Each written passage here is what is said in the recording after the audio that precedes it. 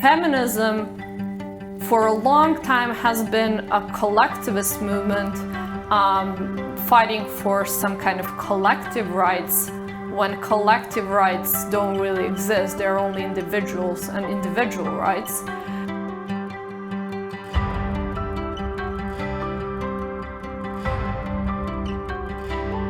Hello and welcome to the IA YouTube channel. My name is Reem Ibrahim and I'm Communications Officer here at the Institute of Economic Affairs.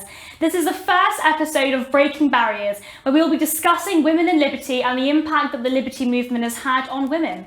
I am delighted to be joined by Isidora Kolar. Isidora is the Chief Executive Officer at the Ayn Rand Centre in Europe. She has been involved with the libertarian movement in Serbia in Europe since 2013, participating in numerous programmes, events and rallies.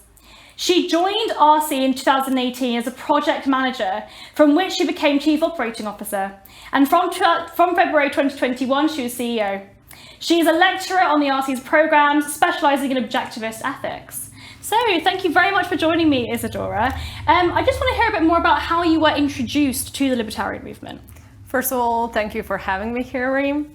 So I basically applied for this course on learning about libertarianism, which I had no idea what it is.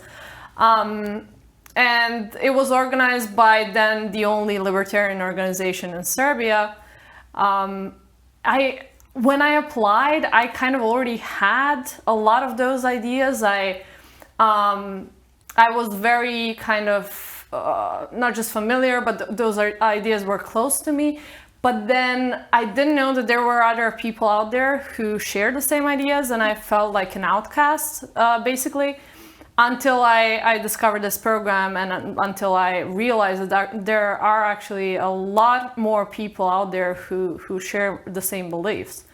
And from then, obviously, I have evolved some, but yeah, we can discuss that. That's fantastic. Yeah. And how, so you sort of introduced to libertarianism in that way. How were you then sort of introduced to objectivist ethics, and how did you transition from, I guess, also sort of self-identifying as an objectivist? Yeah, so I was first introduced to objectivism actually at that same course, but that was just a brief introduction. And then the next course that I did was actually our flagship program, the Jungle School. So I'm one of the alumni of the first Jungle School that was organized in Serbia back in 2015. But even then, I was still very much identifying as a libertarian. And I only started learning more about Ayn Rand's philosophy when I actually got my first job in this organization. So obviously for work purposes, I had to study a lot, what objectivism was. And as I learned more, I realized how enormous of a value this philosophy has, and that I didn't have basically everything, not like a rounded up system with the libertarian worldview, and I definitely miss that ethical component which objectivism brings to the table. And of course, it's sort of that ethical moral philosophy with objectivism and Ayn Rand herself. So can you tell me, just for anybody that doesn't know, a little bit of an introduction on Ayn Rand? Who is she, and why is her philosophy so important to this movement? Sure. So Ayn Rand was an American philosopher and novelist. She is mostly known by her two famous novels. One is called The Fountainhead and the other one is called Atlas Shrugged. And those novels were and are still widely popular in the United States, but that's unfortunately still not the case in the rest of the world.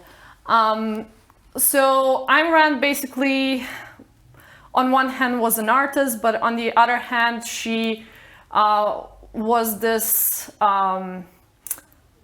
extraordinary thinker and philosopher who figured out that the best way to present her philosophy was actually through fiction and through building these characters that are bigger than life, that are actually like characters that you can not only identify with, but also look up to. I think that's particularly interesting because fiction is a fantastic way of communicating these ideas. And of course, so you've got The Fountainhead and Atlas Shrugged from Ayn Rand, but there are numerous different books that were written in the 20th century specifically. Just off the top of my head, One Day in the Life of Ivan Desnovich, that kind of short novellas that sort of talk about the way that authoritarianism has impacted individuals themselves. And of course, in Atlas Shrugged, you have Dagny Taggart as the main character, who sort of is this female entrepreneur herself, and she sort of speaks Ayn Rand's own philosophy in her various speeches and conversations as well. So I definitely think it's a great way to communicate those ideas. What is objectivism? What does that actually mean? Why is that different to any other sort of moral philosophy? So, in Ayn Rand's words, objectivism is a philosophy for living life on Earth. It's a philosophy of reason. I think that's the essential part of it, is that it's based on reason, and its morality says that it's not just okay, but it's only moral to live a selfish life, which is something that, to most of the people is still very controversial. But I think that most of the people don't understand necessarily what she meant by that. And what is selfishness? And why do you think selfishness gets a bad rap? Why is being selfish seen as a bad thing?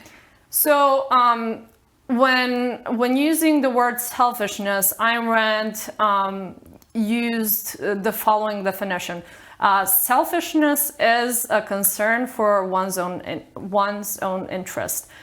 And when you look at that definition, it doesn't really say that looking or having a concern for your own self-interest is bad or good. It's a very neutral definition, I would say. But when an average person thinks about what selfishness means, they usually think about not just only doing things for oneself, but I think they have this other side of the coin in mind, where by doing that you're also harming someone else, and that's not what Ayn Rand means by selfishness. And this is why it's so often also instead of selfishness, the term used is rational egoism. And this part, rational, is extremely important, because obviously you can be irrationally selfish.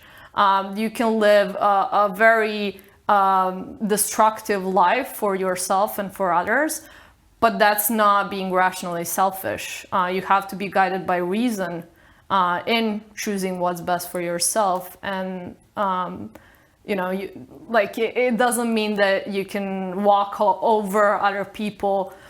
It just means that you have a right to live your own life the way that you want to live it, in a way that will make you live a happy and fulfilling and productive life.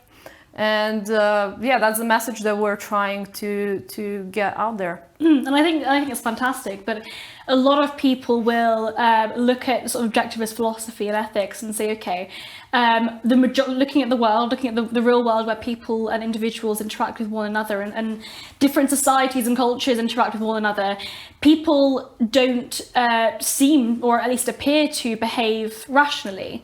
And I think this is maybe the difference between sort of objectivism and subjectivism, because what I believe, or what I deem to be entirely sort of rational, some that you might think is entirely irrational, and it's sort of a completely individual pathway. So why is there only one sort of perspective on what is rational for that individual? So the reason why rationality needs to be objective rationality is because it is dictated by nature and by our surrounding and by the laws of physics, and by the metaphysical nature of the universe. So by saying, you know, I have my truth and you have yours, that's completely disregarding the nature of the reality that we live in. And that's that was also an important component of Ayn Rand's philosophy, and this is why that philosophy is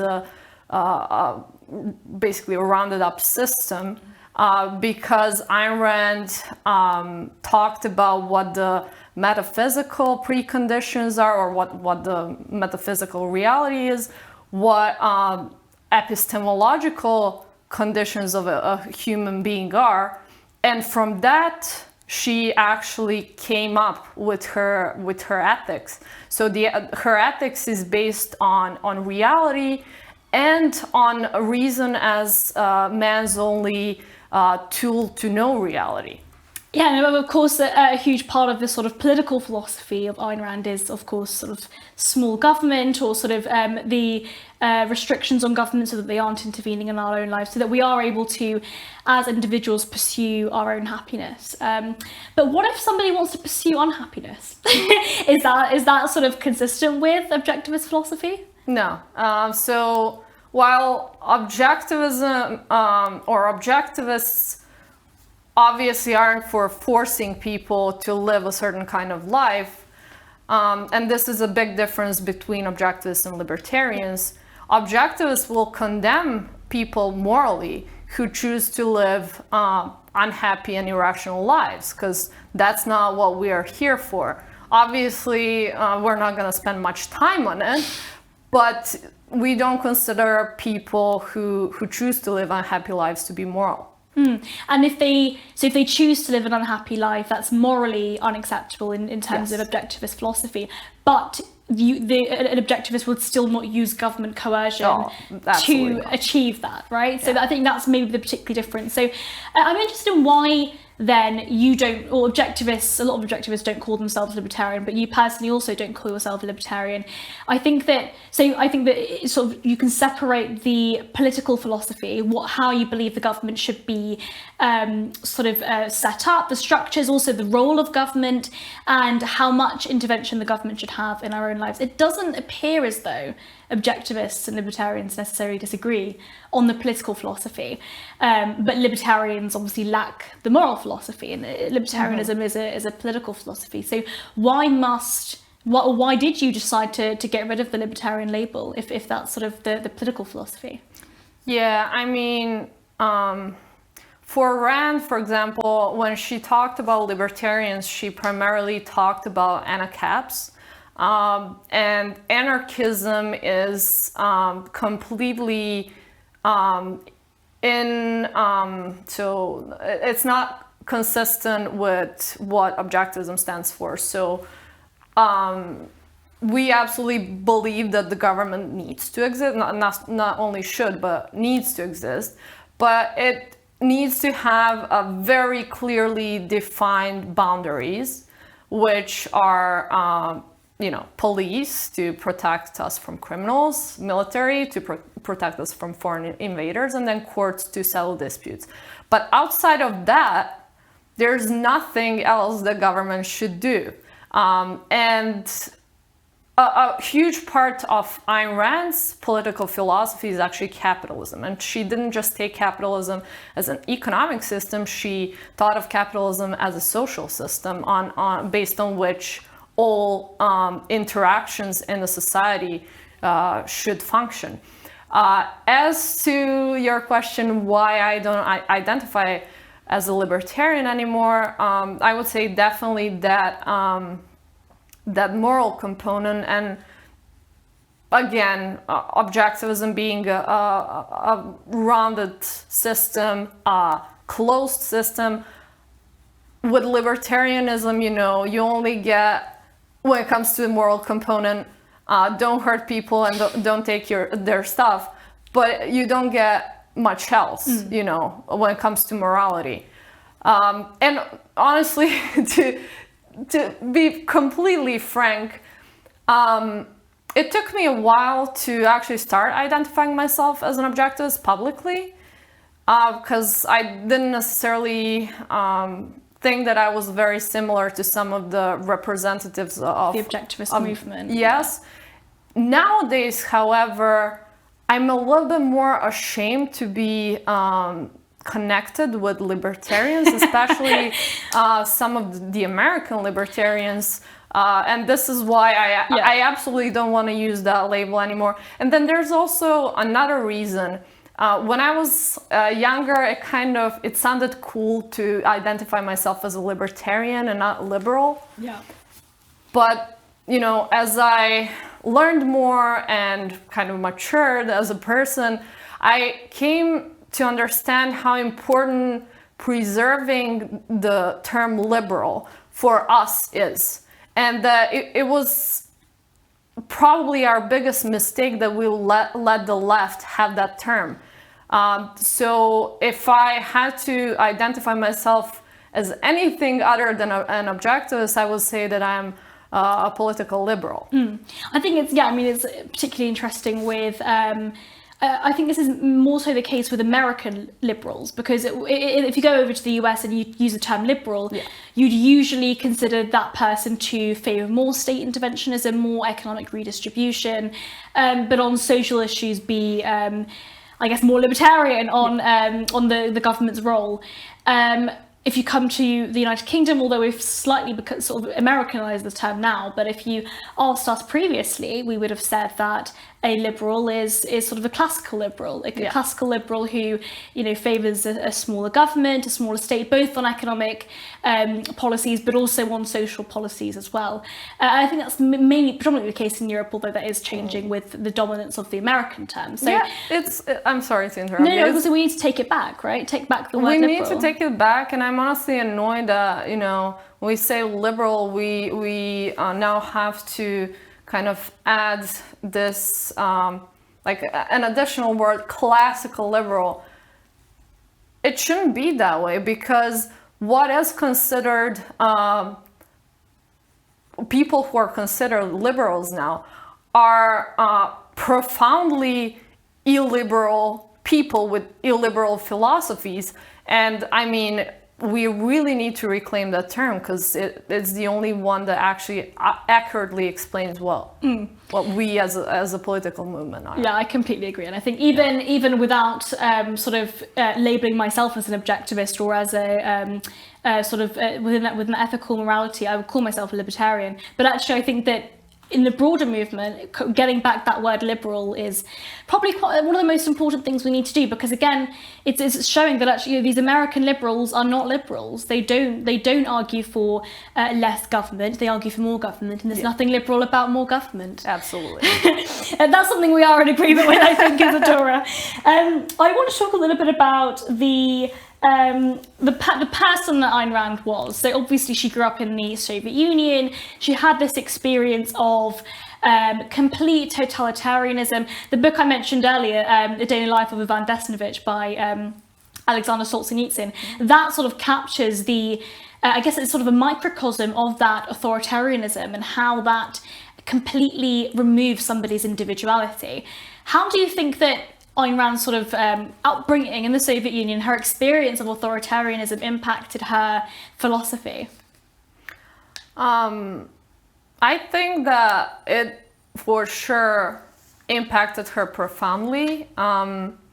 From my own experience as a person or like a child who survived war, I know that war impacted me profoundly. And I cannot obviously even compare necessarily my situation with Rand's, because however bad the system in which I was born and in which I grew up was, it was nowhere close to the oppression of the system in which she grew up. So for sure it affected her, and I think that, you know, war affects all the people who go through that, but especially children. And it's just a matter of how you're gonna use that experience. Are you gonna use it productively or destructively? And I think Ayn Rand is a prime example of how to use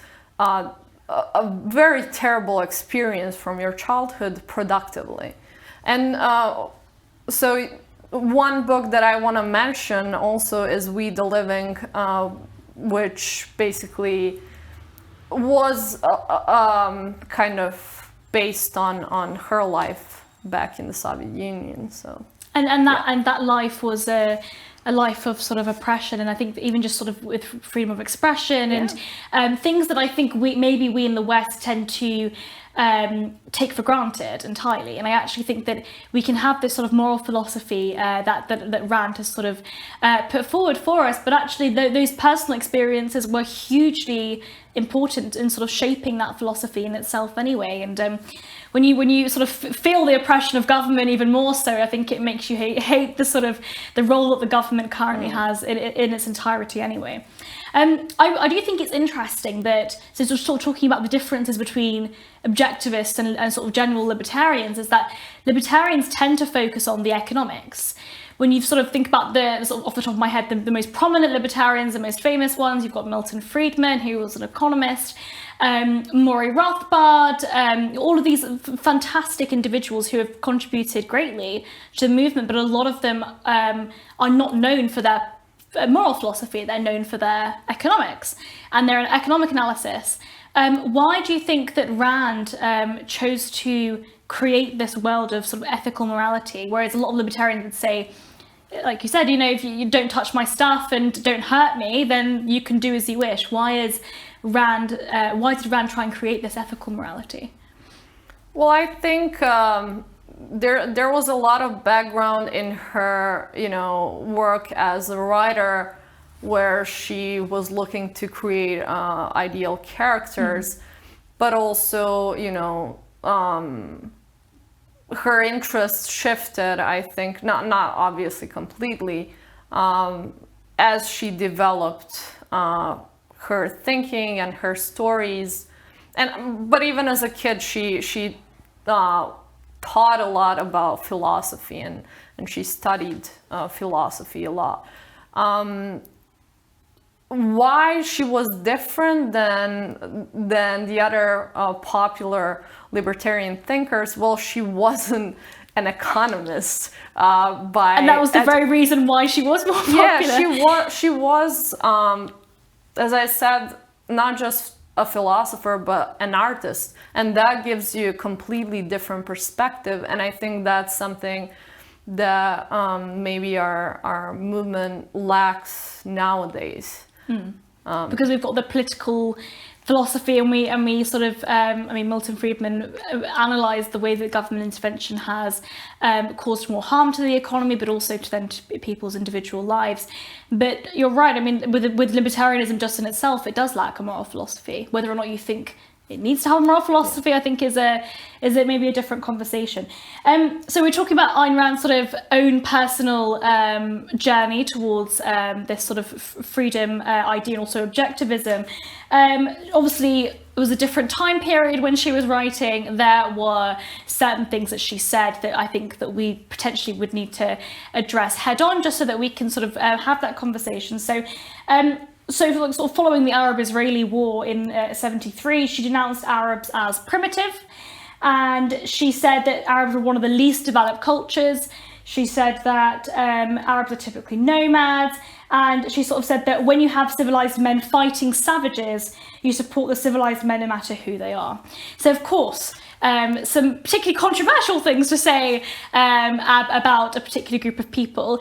And, as an Arab myself, I think it's not necessarily something I can remove it from her general philosophy. But how would you sort of reconcile her view of Arabs and of other civilizations over sort of separating that from her objectivist philosophy?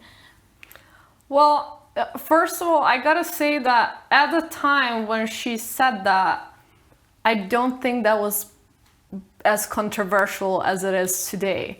So when we talk about some of her views, we have to be mindful of the time when she lived in, and not impose today's standards to when she lived. And that is a very negative tendency that exists today, especially on the left, to kind of cancel people who have long been dead and who have had major contributions to the whole humanity based on the fact that some of their views or actions were not necessarily in line with what is acceptable today. But I think that is ridiculous, because I mean, we need to then think about like what we're doing today, and if there will be people in 100 years who will say that, you know, what we did was completely unacceptable,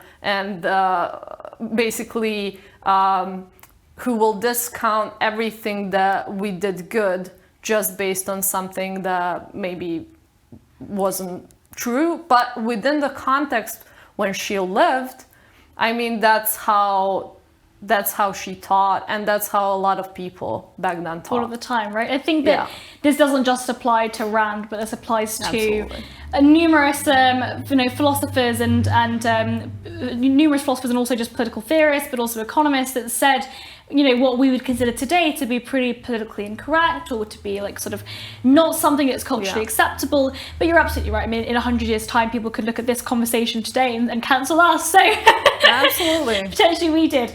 Rand also said that she's profoundly anti-feminist. And she called the feminist movement a phony movement.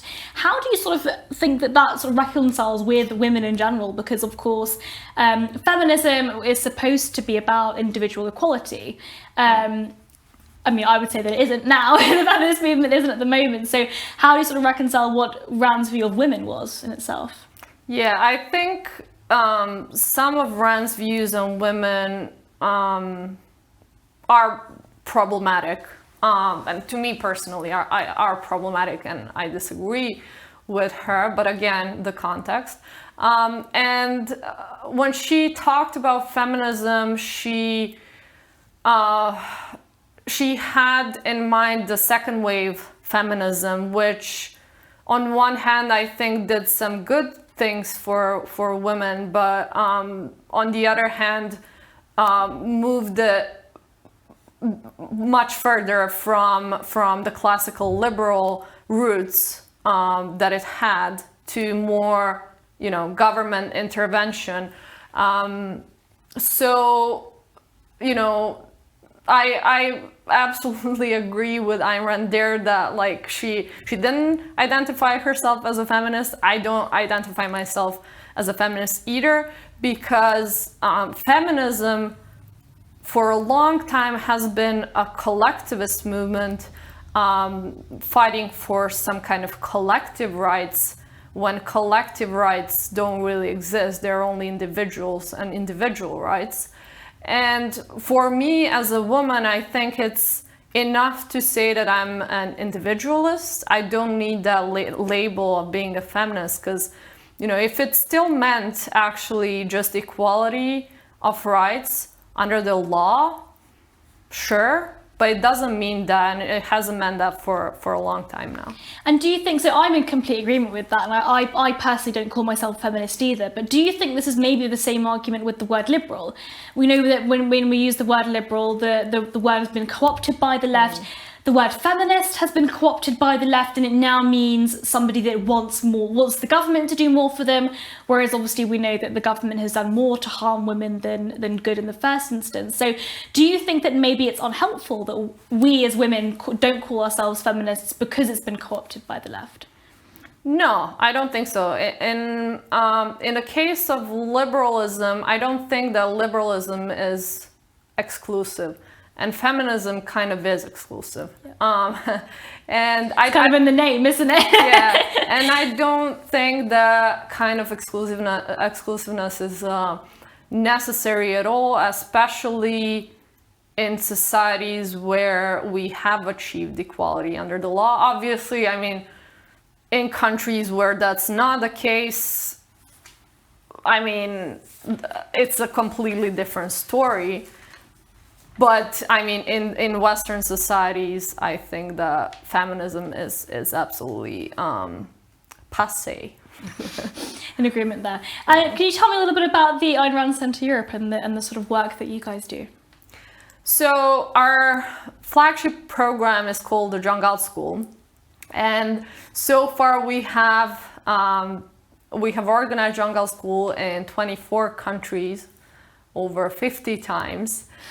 This year we're planning to do 30 Jungle Schools, among which 10 will be outside of Europe, so we might have to change our name in the coming period. But so the Jungle School is basically an introductory course on objectivism, and its main purpose is to bring new blood into the movement and to get people interested in these ideas. And I mean, some of them stay within the Objectivist network and very actively participate in it.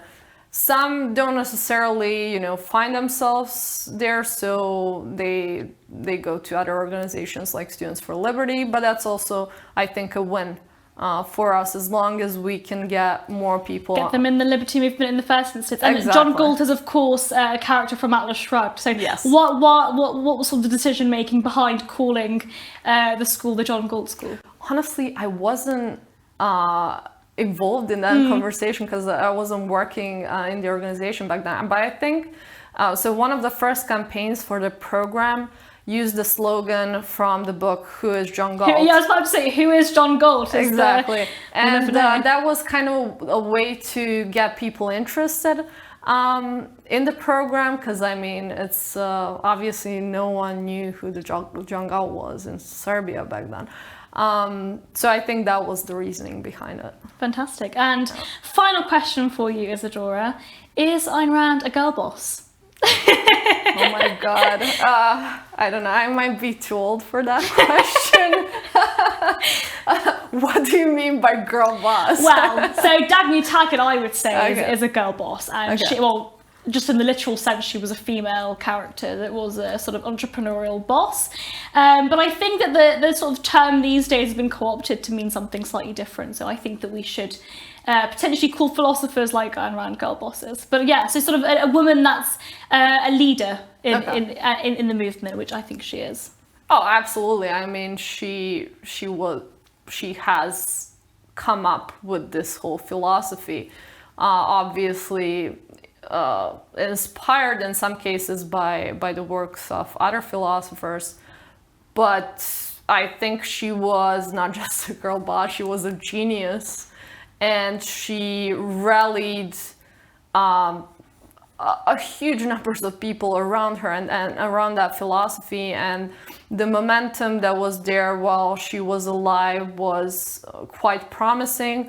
Unfortunately, that didn't last, and now we're trying to revive that, I guess, and not just in the US, obviously, because US has a lot of choices and a lot of opportunities when it comes to studying objectivism, but we're trying to bring that to the rest of the world and to give young people all around the world the opportunity to not just learn about objectivism, but to use it to live their best lives. Fantastic. Well, good luck to you with that. I wish you all the success with doing what's good for the liberty movement. So thank you, Isidora, for joining me today. It's about all we've got time for. That was the first episode of Breaking Barriers with me, Reem Ibrahim, Communications Officer at the IEA. Please hit the subscribe button if you'd like to see more of these kinds of videos. And if you would like to support the IEA's digital content, then do consider donating to the IEA's Patreon, the details of which will be in the show notes below. Thank you. Well, if you enjoyed that conversation, why not watch one of these other videos? And while you're here, remember to hit the subscribe button and the notification bell. That way, you'll never miss out on a single IEA broadcast.